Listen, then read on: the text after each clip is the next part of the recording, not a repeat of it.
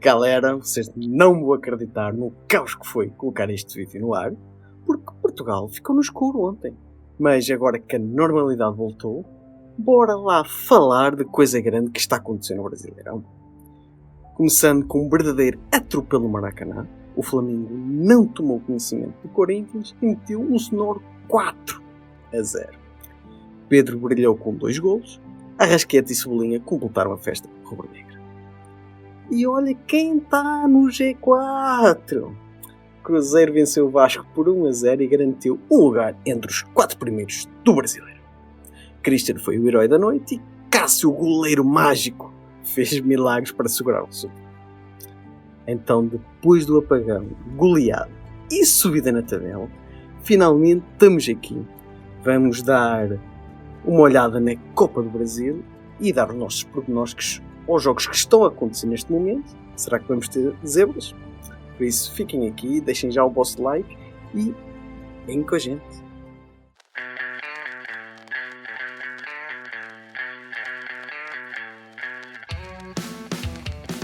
It's Alan Shearer. That's the way to finish it. Oh! Jardel! E é o gol do Porto! É o gol do Porto no Estádio da Luz! Balotelli. Aguero. Que golaço da Bruno Fernandes! Que maravilha! Futebol de Bolso, um projeto do Brás Assunção.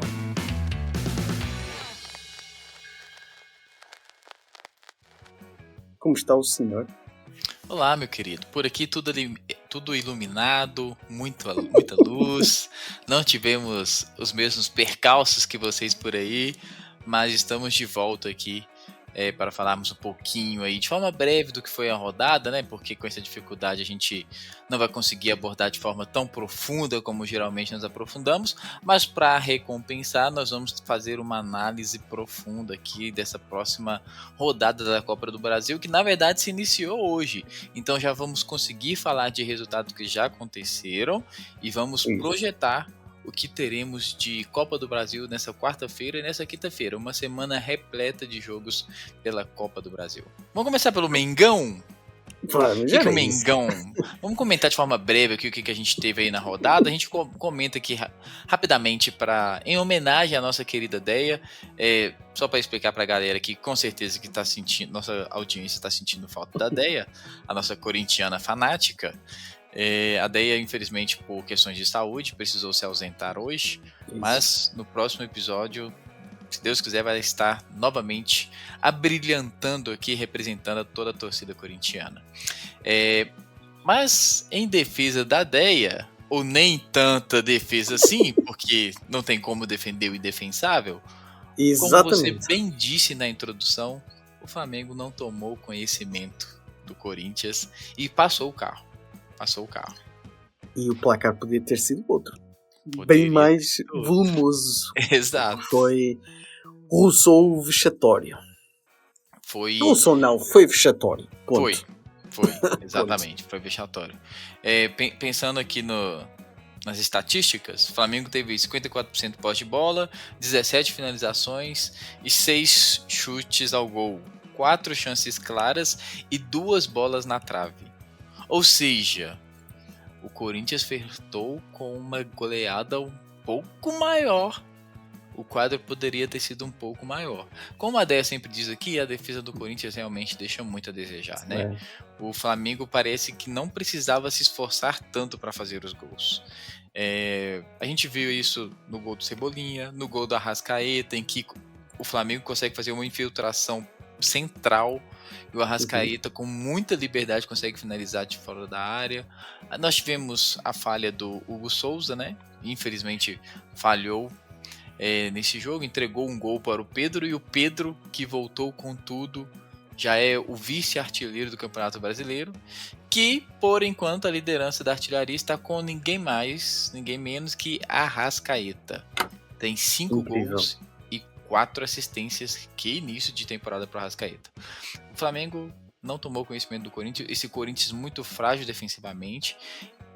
Foi o jogo que o Dorival acompanhou. O Dorival esteve inclusive no Maracanã, assistiu de lá, viu que vai ter muito trabalho para ajeitar essa defesa do Corinthians, mas eu acredito que o Dorival vai conseguir desempenhar um bom papel, vai desempenhar um grande trabalho, e eu consigo enxergar esse Corinthians competindo melhor. Eu acredito. A Deia até não tá botando muita fé, não, né? Eu também não. Eu acho que Honestamente, o Corinthians, eu acho que ele não tem um problema ofensivo. Eu acho que o problema do Corinthians é conseguir ajeitar a casa para sofrer menos gols e assim ser um pouco mais competitivo. Ofensivamente, o Corinthians tem boas peças. O Garro é um meio excepcional. faz falta. O Está a fazer Memphis falta. tá fazendo muita falta. O Memphis, o Yuri Alberto. E o Corinthians tem boas peças.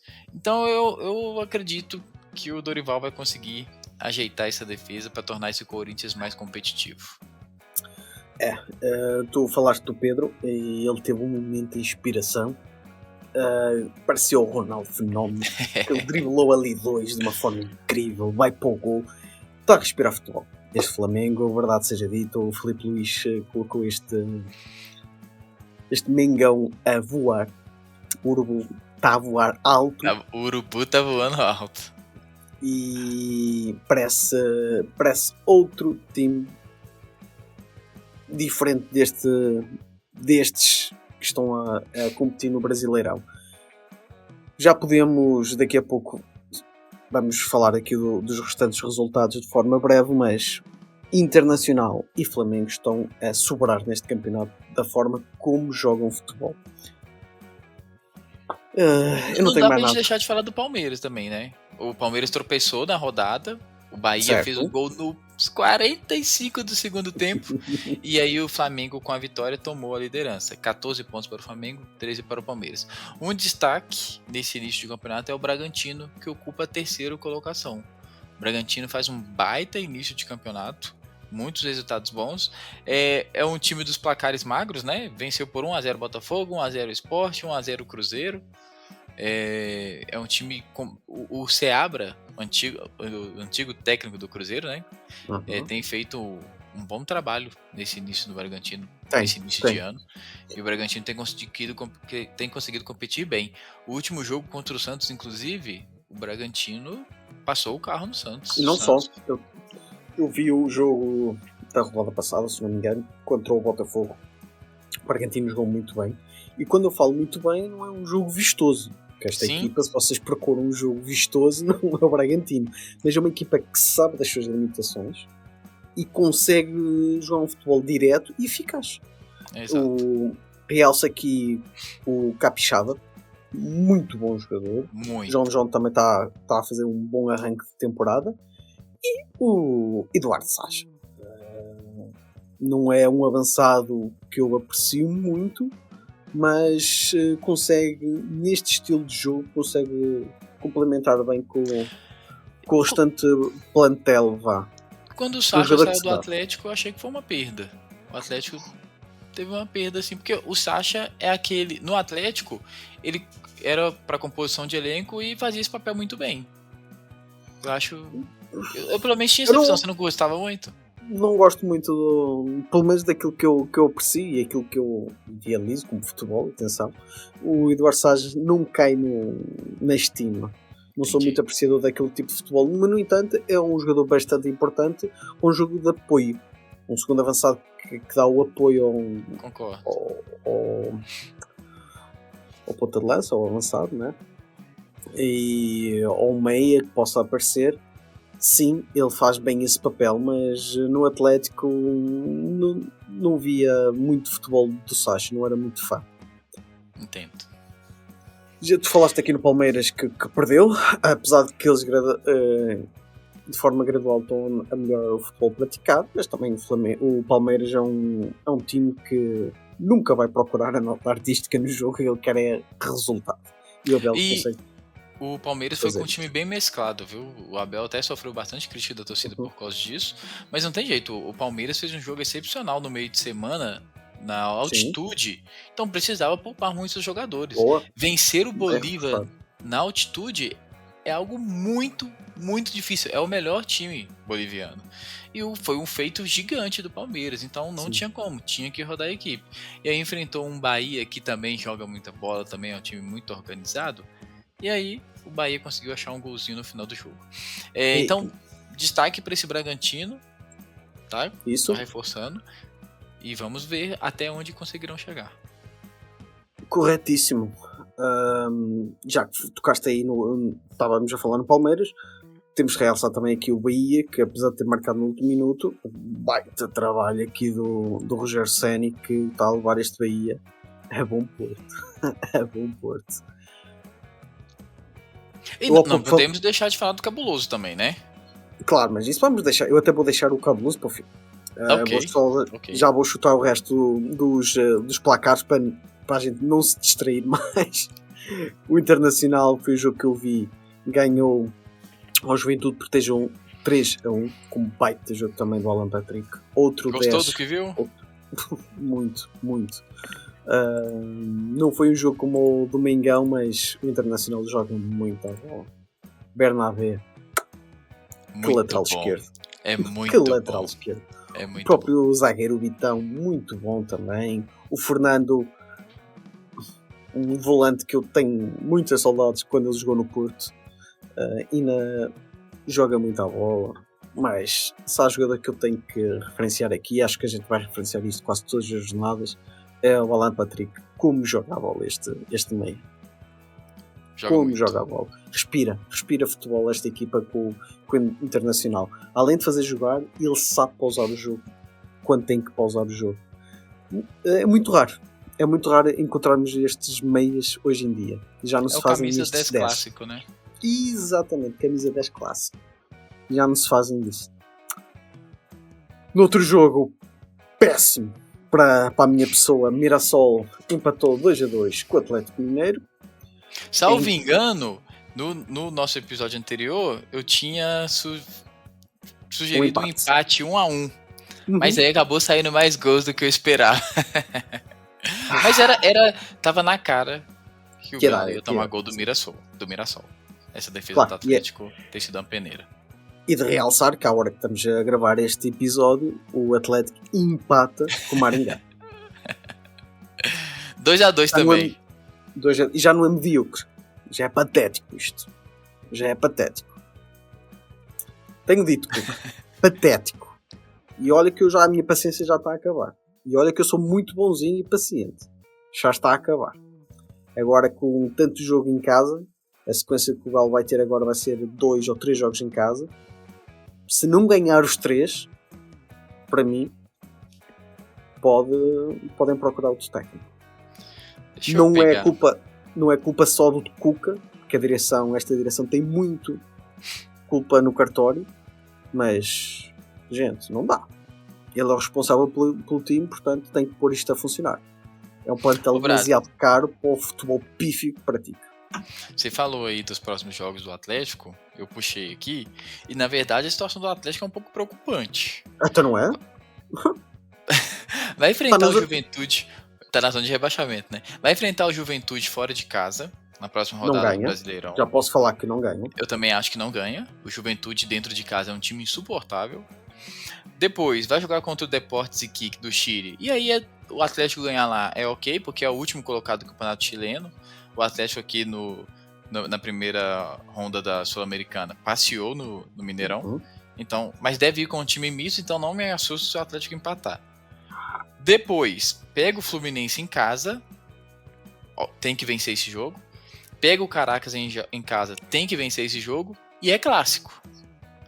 Ou seja, é uma rodada em que se o Atlético tropeça no jogo entre o Fluminense e Caracas, chega muito pressionado para esse clássico e dependendo do que acontecer nesse clássico, o Cuca pode balançar. E depois desse clássico, tem o jogo de volta da Copa do Brasil. Sim, mas você falou bem, o Atlético vai ter uma boa sequência em casa, principalmente após o clássico, que aí vai pegar o Maringá, o Corinthians e o Cienciano pela Copa Sul-Americana. Enfim, eu não quero falar mais de tristezas, vamos para o próximo. Ceará empatou 1-1 com o São Paulo. Sport Recife ficou São Paulo São Paulo invencível por enquanto Juntamente com no o Campeonato Flamengo. Brasileiro, ok? Juntamente com o Flamengo, Exato. boa menção.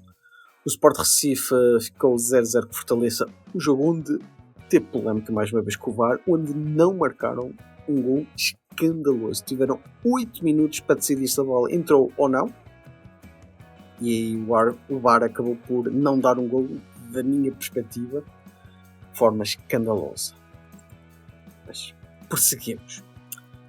Botafogo ganhou 2-0 ao Fluminense, colocando aqui o Renato com mais uma rodada de alívio, não está fácil também para ele. Vitória empatou 1-1 com o Grêmio.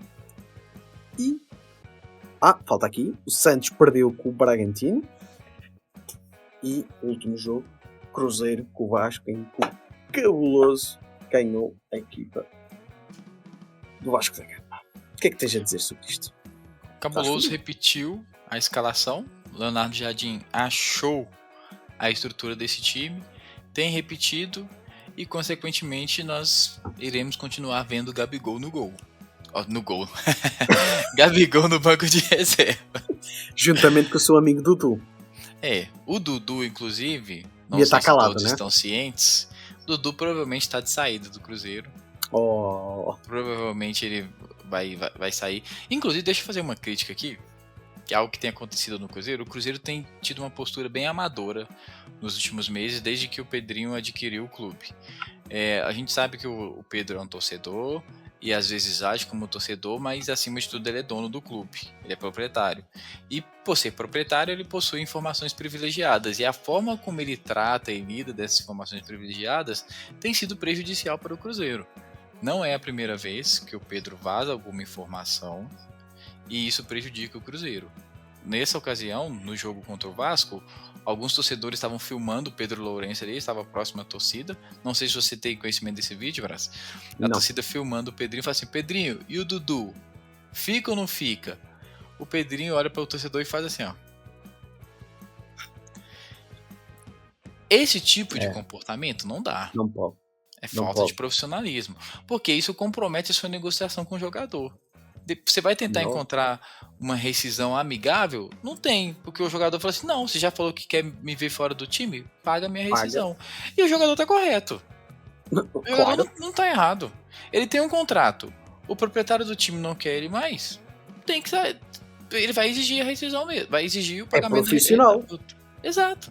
Agora, o que o jogador errou e o Dudu errou foi o que temos de notícia aqui, é que ele chegou a manifestar internamente a insatisfação com o atual técnico do Cruzeiro, a pedir a demissão desse técnico, e não satisfeito, ele foi para os microfones reclamar da sua presença no banco de reservas. Falou que não entendia por que não estava sendo titular, sendo que ele vinha em boa sequência. Algo que não condiz com a realidade, porque todo mundo estava assistindo o jogo do Cruzeiro e percebia que o Dudu pouco produzia, pouco era efetivo no ataque do Cruzeiro. Então, tirando essa parte polêmica, o Cruzeiro fez um jogo ok, não foi um jogo brilhante do Cruzeiro, longe disso, mas fez o que precisava ser feito, que era adquirir os 3 pontos. O jogo foi em Uberlândia, então já tinha um contexto de não ser ali no Mineirão, dentro de casa, foi em Uberlândia, foi distante da torcida aqui. E era um jogo que o Cruzeiro precisava vencer realmente. E o Vasco foi pressionado, Fábio Carille foi pressionado, inclusive após o jogo foi demitido, e o Cruzeiro venceu o Vasco por 1-0, o gol do Christian. Só para vocês terem ideia de que talvez esse placar não tenha sido tão justo, talvez o mais justo aí seria o empate. O Vasco teve 57% de posse de bola, mais que o Cruzeiro, teve 15 finalizações e 6 finalizações no gol. O Vasco teve mais finalizações e mais chutes ao gol que o Cruzeiro. E em relação às chances claras, uma para cada, o Vasco com 8 escanteios e o Cruzeiro com 4. Então o Vasco produziu mais ofensivamente, mas esbarrou numa boa partida do Cássio.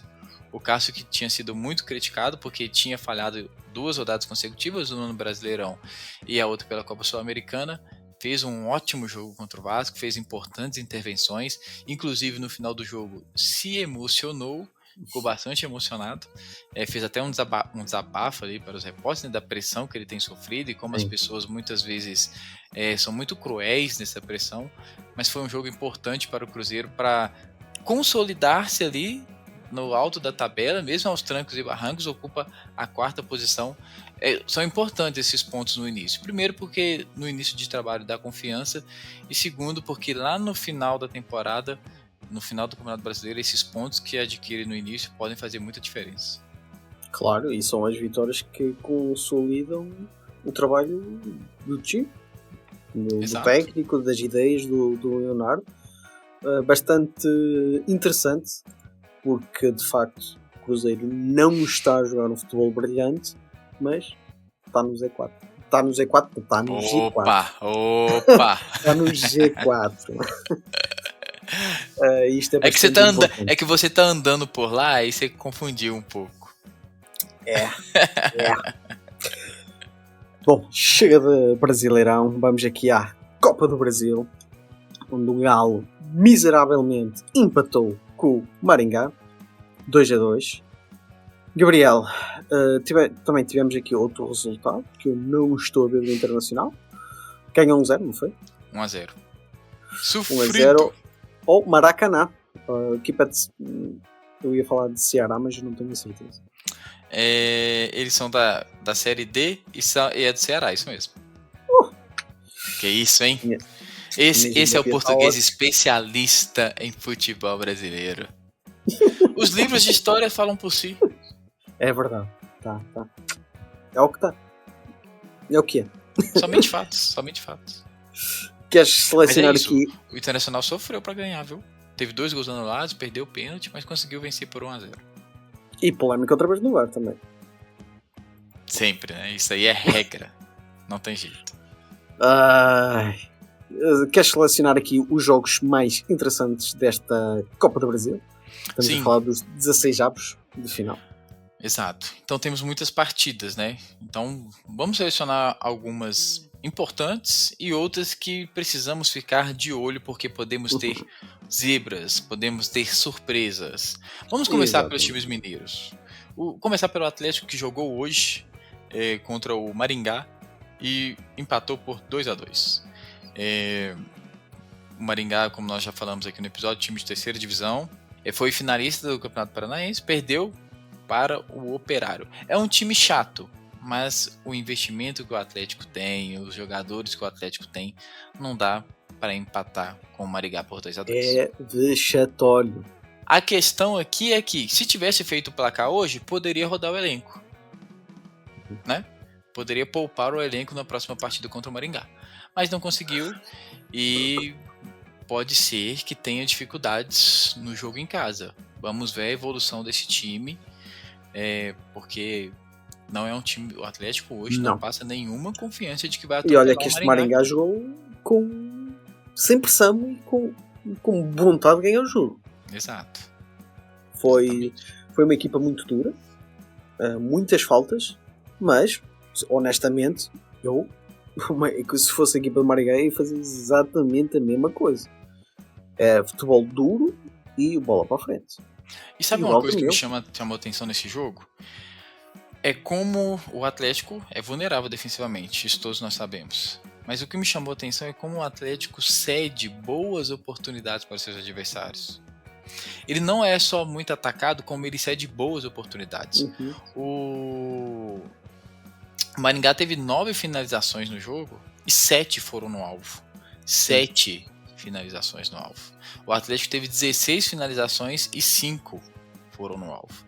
Então o Atlético cede finalizações com qualidade para os seus adversários. É por isso que tem tido muitas dificuldades. Eu acredito que o Atlético vai se classificar, mas não vai ser fácil. Eu acredito que vai ser um placar mínimo sofrido como a massa atleticana conhece. E aí, pensando no Cruzeiro, o Cruzeiro também não tem vida fácil, tá? O Cruzeiro enfrenta o Vila Nova, o primeiro jogo no Mineirão e o segundo na casa do Vila Nova. O Cruzeiro precisa conseguir fazer um bom placar nesse primeiro jogo, porque enfrentar o Vila Nova fora de casa não vai ser fácil. Inclusive, esse Vila Nova é um time muito bom defensivamente.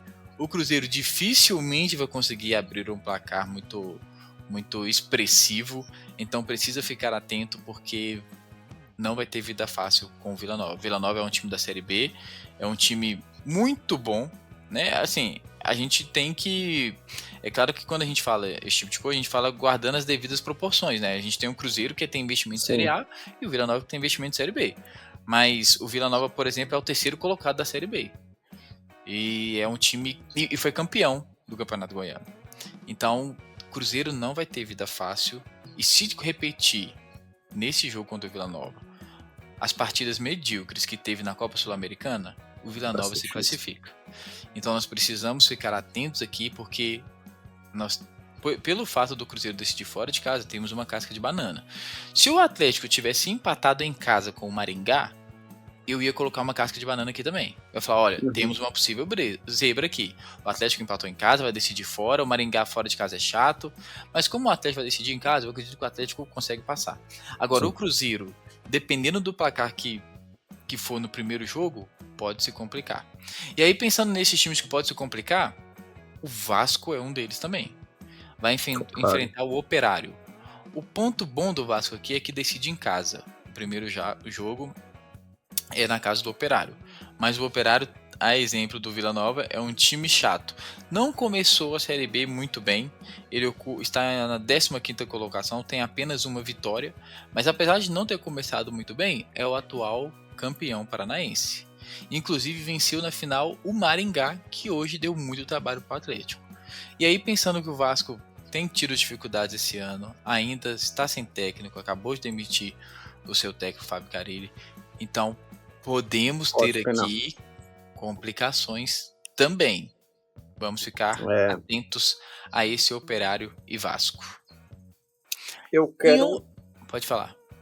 Eu ia realçar aqui 2 jogos, que para mim são um é evidente, o jogo grande desta rodada da Taça da Copa do Brasil, Ceará com Palmeiras, é um jogo, digamos, de times da Série A, e aqui um engraçado, São Paulo com o Náutico. Eu não sei que outros jogos aqui ias trazer cá, mas eu selecionei estes 2. São Paulo e Náutico, inclusive, tá 1-1 nesse exato momento, tá? Estão empatados. São Paulo, primeiro jogo em casa. Exatamente. Primeiro jogo em casa. Vai decidir fora. Eu acredito que o São Paulo vai conseguir passar. O Náutico na Série C, um elenco muito limitado. Não começou bem a Série C. O São Paulo deve conseguir se classificar. Mas, tá 1-1. Já sofreu gol o time de São Paulo. E aí, a gente sabe, né? A pressão vai em cima do Zubeldia. Tem sido grande. Qual que é o outro jogo que você escolheu? O Ceará com o Palmeiras. O Ceará com o Palmeiras. Promete ser bom jogo. O Ceará começou o Campeonato Brasileiro bem. Dentro de casa é um time chato de se enfrentar. Já venceu o Grêmio, venceu o Vasco, empatou com o São Paulo. É verdade que o São Paulo estava com um time misto, mas conseguiu um empate. Então o Palmeiras não vai ter vida fácil, mas acredito que o Palmeiras conseguirá se classificar, porque também tem feito um início de ano excepcional. Vamos ver. Eu acho que aqui vai depender. Como são 2 jogos. O Palmeiras decide em casa. Porque a reação do Abel quando soube que ia desfrontar o Ceará foi brilhante. Não sei se viste. Não vi. Até teve direito a palavra. O sorteio hoje da Copa do Brasil colocou o Ceará como adversário do Palmeiras, então somando todos os jogos, viagens de ida e volta. Quem foi que foi tirar a bola? Quem foi o gajo que vai tirar a bola? Foda-se, todos os anos a mesma coisa. Foda-se. E aí o Palmeiras... Eu não sabia, estás-me a dar uma olhada porque eu não sabia. O Palmeiras... Vê se substituímos esse que vai tirar a bola, porque todos os anos o gajo tira a bola errada, meu. Esse gajo está a dar azar aí ao Palmeiras. Enfim, foi o momento mais hilariante da semana passada. É um confronto duro mesmo. Não vai ser um confronto fácil. E muito cedo, né? A questão é essa. É um confronto duro, muito cedo. E o Palmeiras que tem duras competições pela frente. Libertadores, Mundial de Clubes. Então eu entendo a lamentação do Abel, mas não tem o que fazer. É isso que temos. E ainda, Brás, pensando aqui, nós já vamos homenagear a nossa querida Deia falando do jogo do confronto do Corinthians, mas ainda pensando aqui em possíveis zebras, vamos ficar atentos também a esse Santos e CRB, tá? O Santos ainda sem técnico, e a questão do Santos é que me parece não ter luz no fim do túnel. Por quê? Santos está sem técnico, precisa ainda oficializar a rescisão com o Pedro Caixinha, mas o Pedro Caixinha está exigindo o pagamento da multa rescisória à vista. O Santos tem feito propostas para parcelar e o Pedro Caixinha tem recusado. Enquanto o Santos não resolver esse imbróglio, não vai conseguir registrar o seu novo técnico. Então vamos ficar de olho nesse Santos, nesse CRB. O CRB é um time que já eliminou o Palmeiras recentemente, um time de Série B chato, competitivo, cascudo, e vai decidir em casa. Então, dependendo do que acontecer nesse primeiro jogo, o Santos pode se complicar. Então, pensando aí em possíveis zebras, vamos ficar atentos nos confrontos dos times mineiros, Operário e Vasco, e Santos e CRB. Podemos ter surpresas aqui. E aí, em homenagem à Deia, Novo Horizontino e Corinthians, né? Um confronto de paulistas, de Campeonato Paulista, e que, apesar do Novo Horizontino ser um bom time, ser um time chato, aqui eu acredito que o Corinthians conseguirá se classificar, e principalmente pelo fator casa. Vai decidir em casa. Acredito que isso vai pesar bastante a favor do Corinthians, porque o Corinthians em casa pode ser a fase que for. O Corinthians em casa vai muito bem. No Neoquímica Arena eles conseguem sempre um arzinho diferente. Vamos ver. É uma das equipas a seguir, agora com o novo técnico. Vamos ver se o Dorival tem um toque de Midas. Eu não acredito muito nisso, mas o futuro dirá. O futuro dirá. Muito bem, e é assim que a gente termina. Subscrevam, deem likezinho, compartilhem, e estamos cá para o que der e vier. Nem que seja para comentar o Z4. Que triste. Que forma de acabar. Eu espero que a luz no fim do túnel não apareça para vocês, braços. Brincadeira, tô brincando. Olha, eu estou perto de Fátima, eu posso acender uma velinha lá. Talvez seja um bom caminho. Vou já tratar disto. Vou já acender umas velinhas lá em Fátima. Tchau, companheiro. Adeus. Sempre um prazer. Um abraço.